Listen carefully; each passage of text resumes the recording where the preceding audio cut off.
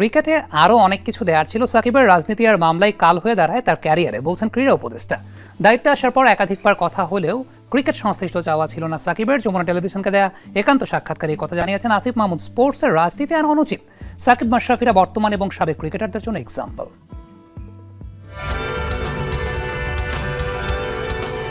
একটা নাম যার হাত ধরে বিশ্ব ক্রিকেটে বাংলাদেশের বড় পরিচিতি, একটা নাম যার কাঁধে চড়ে লাল সবুজ পতাকা উড়েছে বিশ্বের নানা প্রান্তে। আছে কত কত মাইল ফলক আর রেকর্ডের গল্প। সেই সাকিব আল হাসান নেই এখন দেশের ক্রিকেটে। যদি সুযোগ থাকে, আমি যদি দেশে যে খেলতে পারি, মিরপুর টেস্ট হবে আমার জন্য লাস্ট, স্পেশালি টেস্ট ক্রিকেটে। ক্যালেন্ডারের পাতায় 1 বছর না, শেষ পর্যন্ত ঘরের মাঠে বিদায়ী টেস্ট খেলা হয়নি সাকিবের। দেশের ক্রিকেট তথা বিশ্ব ক্রিকেটের অন্যতম সেরাই অলরাউন্ডারের এমন পরিণতির পেছনে অবশ্য একটাই কারণ, রাজনীতি। কিন্তু সাকিবের এমন থমকে যাওয়া কি প্রত্যাশা করেছিলেন ক্রিকেট ভক্তরা? কি বলছেন ক্রীড়া উপদেষ্টা? একটা প্রশ্ন সবসময় আসলে সবচেয়ে বেশি আসে, সাকিব আল হাসান আর কখনো ফিরতে পারবে কিনা আন্তর্জাতিক ক্রিকেটে, এবং আপনি এজ এ ক্রিকেট ফ্যান সাকিবকে আর কখনো দেখতে চাইবেন কিনা, বা সাকিব যেভাবে আসলে শেষ করেছে, যে জায়গাটায় থেমেছে, সেটা নিয়ে আপনার আক্ষেপ আছে কিনা, বা কতটুকু as a cricket fan?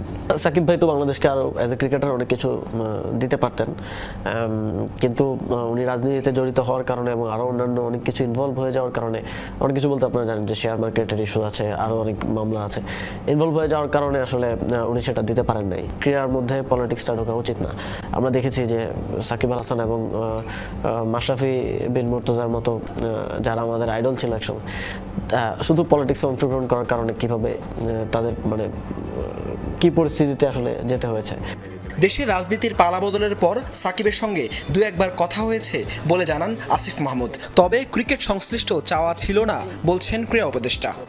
Shakib সাথে এর মধ্যে আপনি দায়িত্ব পাওয়ার পরে কখনো কথা হয়েছে কিনা, বা কি কথা হয়েছে আসলে যদি হয়? ফোনে দু একবার কথা হয়েছিল, বিভিন্ন বিষয় নিয়ে কথা হয়েছিল, সেটা না বলি। ক্রিকেট সংশ্লিষ্ট চাওয়া ছিল না আর কি, তো সেই জায়গা থেকে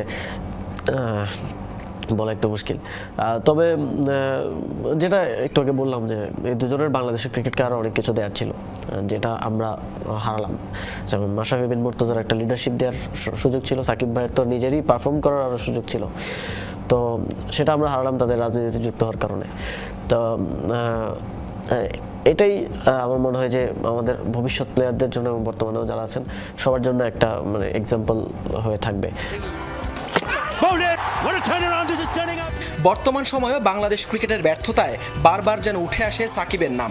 সব গল্পের শেষটা যেমন সুন্দর হয় না, তেমনি হয়তো হয়নি সাকিবেরও। ফিরতে চেয়েছিলেন ঠিকই, তবে পারেননি। 1.5 যুগেরও বেশি সময় জলজল করা ক্রিকেট ক্যারিয়ারটা যে এখন রাজনীতির ছায়াতলে। হাসান আল মারুফ, যমুনা স্পোর্টস, ঢাকা।